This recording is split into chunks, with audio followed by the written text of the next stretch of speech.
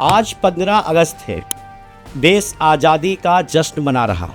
हर तरफ तिरंगा है, देशभक्ति के गीत है, शहीदों को नमन किया जा रहा है। लेकिन आज मैं आपसे एक सवाल पूछना चाहता हूँ। जब हम आज़ादी की बातें करते हैं तो हमारे सामने सबसे पहले चेहरों की तस्वीरें आती हैं, जिनमें महात्मा गांधी, नेताजी सुभाष चंद्र बोस, चंद्रशेखर आज़ाद और भगत सिंह।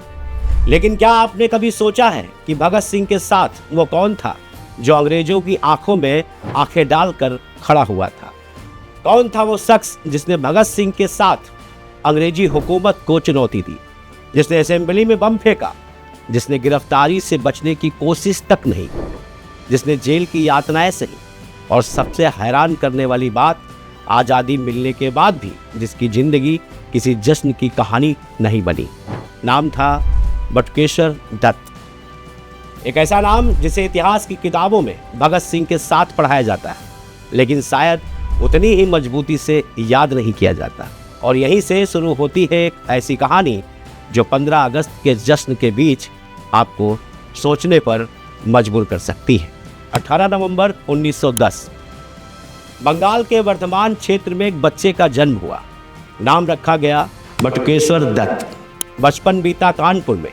यही पढ़ाई के दौरान उनका संपर्क युवाओं से हुआ जो अंग्रेजी हुकूमत के खिलाफ कुछ बड़ा करने का सपना देख रहे थे। और फिर उनकी मुलाकात हुई भगत सिंह से। दोनों की दोस्ती हुई, लेकिन ये सिर्फ दो युवाओं की दोस्ती नहीं थी।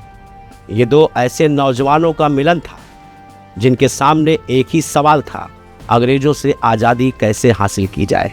धीरे धीरे बटुकेश्वर दत्त क्रांतिकारी संगठन SSRA यानी हिंदुस्तान सोशलिस्ट रिपब्लिक एसोसिएशन से जुड़ गए। और फिर आया साल 1929। ब्रिटिश सरकार ऐसे कानून आगे बढ़ा रही थी जिन्हें क्रांतिकारी देश के राजनीतिक और मजदूर आंदोलनों को दबाने की कोशिश के तौर पर देख रहे थे। भगत सिंह और उनके साथियों ने तय किया कि सिर्फ भाषण देने से बात नहीं बनेगी, अंग्रेजों को ऐसा संदेश देना होगा जिसे वो नज़रअंदाज न कर सके।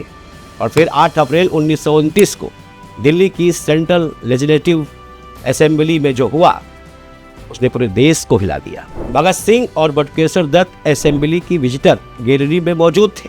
कार्रवाई चल रही थी और तभी एक जोरदार धमाका हुआ।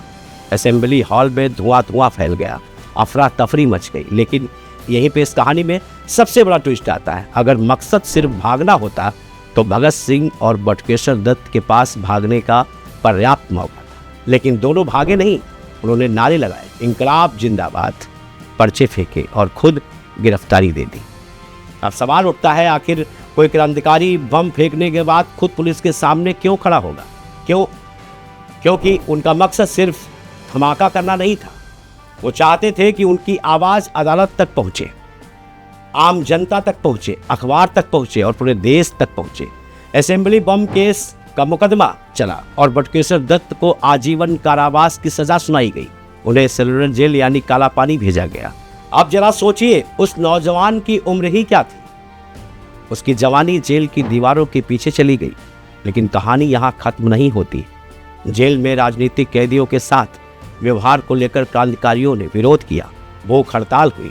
बटुकेश्वर दत्त भी इस संघर्ष का हिस्सा बने। यानी अंग्रेजों के खिलाफ लड़ाई सिर्फ असेंबली तक नहीं थी, जेल की चारदीवारी के अंदर भी संघर्ष जारी था। और इस बीच इतिहास ने एक ऐसी तारीख देखी जिसे देश कभी भूल नहीं सकता। 23 मार्च 1931 भगत सिंह, राजगुरु और सुखदेव फांसी के फंदे पर चढ़ा दिए गए। भगत सिंह शहीद हो गए, लेकिन बटुकेश्वर दत्त जिंदा थे। और शायद यहीं से उनकी जिंदगी का सबसे कठिन दौर शुरू हुआ, क्योंकि शहीद हो जाना इतिहास में अमर हो जाने का रास्ता बन जाता है। लेकिन जो साथी बच गए उन्हें अपनी जिंदगी के बाकी सालों में संघर्ष करना पड़ा। बटुकेश्वर दत्त भी बीमारी से जूझते रहे, लेकिन अंग्रेजी हुकूमत के खिलाफ उनका संघर्ष रुका नहीं। 1942 में भारत छोड़ो आंदोलन शुरू हुआ। बटुकेश्वर दत्त ने इसमें भी हिस्सा लिया और उन्हें फिर गिरफ्तार कर लिया गया। और फिर आया साल 15 अगस्त 1947, वो दिन जिसका सपना बटुकेश्वर दत्त और उनके साथियों ने देखा था। भारत आज़ाद हो गया, तिरंगा लहराया गया, अंग्रेज चले गए, यानी कि देश में आज़ादी का जश्न मनाया गया। लेकिन अब इस कहानी का सबसे कड़वा सवाल आता है, जिस आदमी ने इस आज़ादी के लिए अपनी जवानी जेल में काट दी, क्या आज़ाद भारत ने उसे वो सम्मान दिया जिसका वो हकदार था? बटुकेश्वर दत्त आज़ादी के बाद भी आर्थिक परेशानियां और बीमारी से जूझते रहे। उनका जीवन उस चमक दमक से बिल्कुल अलग था, जैसा कि हम अक्सर आज़ादी के नायकों के बारे में कल्पना करते हैं। और फिर 20 जुलाई 1965 दिल्ली में बीमारी से जूझते हुए बटुकेश्वर दत्त का निधन हो गया। लेकिन उन्होंने अपनी आखिरी इच्छा के मुताबिक इसी धरती पर अंतिम विदाई पाई, जहां उनके साथी भगत सिंह, राजगुरु, सुखदेव भी अंतिम संस्कार के बाद स्मृति का हिस्सा बने। नाम था हुसैनीवाला। अब एक बार फिर उस सवाल पर लौटते हैं, क्या बटुकेश्वर दत्त सिर्फ भगत सिंह के साथी थे? नहीं, ये कहना शायद उनके पूरे योगदान को छोटा कर देगा। वो खुद एक क्रांतिकारी थे।